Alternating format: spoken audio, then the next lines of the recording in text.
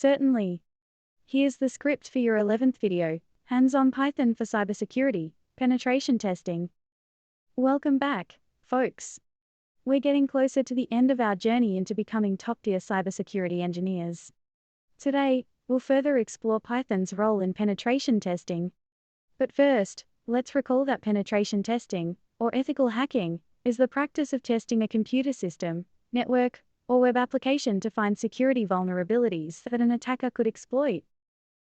Remember the WannaCry ransomware attack back in 2017? It was a global cyber attack that targeted computers running the Microsoft Windows operating system by encrypting data and demanding ransom payments in Bitcoin. Regular penetration testing could have potentially identified the vulnerability that WannaCry exploited.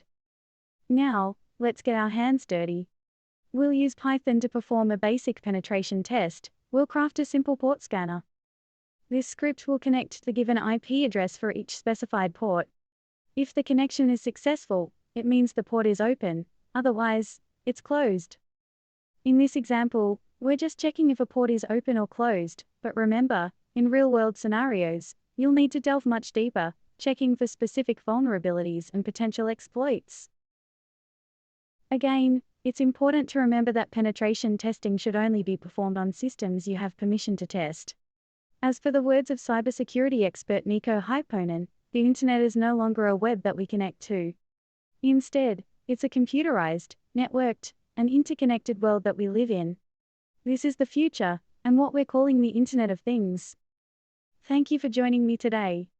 We've just started to uncover the tip of the iceberg when it comes to Python's capabilities in penetration testing. As always, remember to like, subscribe, and leave your thoughts and questions in the comments below. I'm looking forward to seeing you in our next episode, where we'll delve into the high-level skills required to become the best cybersecurity engineer in the world. Until then, keep coding and stay safe.